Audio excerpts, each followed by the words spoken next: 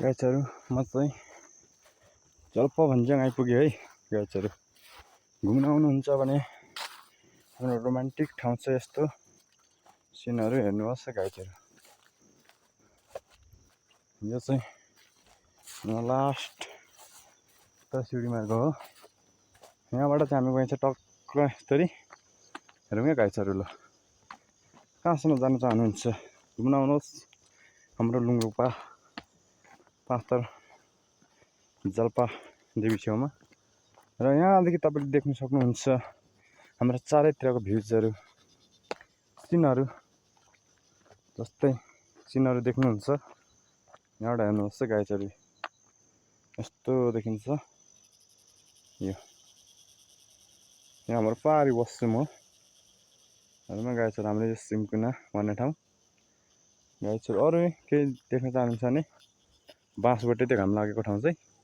र हेरौँ गाइसहरू अब म चाहिँ लागेको छु माथि भन्ज्याङतिर है।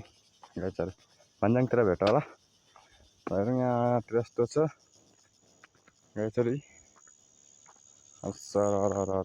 गइन्छ भ्युजहरू यस्तो छ गाइसहरू। घुम्न आउनुहुन्छ भने सिन, हजुरहरूलाई सिन मन पऱ्यो भने आउनु होला हाम्रो पाँचथर लुङरूपा फिदिम 13 जल्पा मावि छेउमा।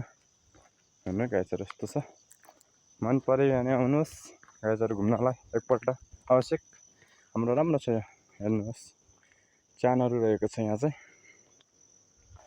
च्यानको त पुरा नगरौँ न, कति हो कति गाइसहरू हेरौँ ल। हाम्रो लास्ट हामी जल्पा भन्ज्याङ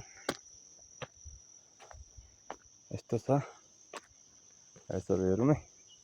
यहाँतिरबाट अब हेर्नु सक्नुहुन्छ भने यो पार देख्ने गरेको चाहिँ दिगम्बा। र अब अहिले हामी चाहिँ पुग्न लाग्यौँ सिँढी मार्गमा। यहाँबाट भ्युज हेर्नुहुन्छ भने यस्तो छ है गाइसहरू। हेर्नुहोस् भ्युजहरू, जस्तो भ्युज भन्न खोजेँ मैले सिन भन्न खोजेको। सिन चाहिँ यस्तो छ है गाइसहरू। ऊ माथि घुम्ने ठाउँ बस्ने ठाउँ छ है गाइसहरू। अब त्यहाँ पुग्नु केही सबेर अलिकता टाइम लाग्ने भएकोले गर्दा म चाहिँ यहाँ घुम्दैछु। र यतापट्टिको साइडमा देख्नुहुन्छ यो नाङ्गेन साइड हो। र पारिपट्टि साइड देख्नुभएको चाहिँ हाम्रो रानी डाँडा है गाइसहरू। ल अब हामी हिँडियो। र आज वेलकम टु ग्यास, मेरो युट्युब च्यानल चाहिँ सङ्गम लिम्बू छ। सबैले लाइक, सेयर, सब्सक्राइब गरिदिनु होला।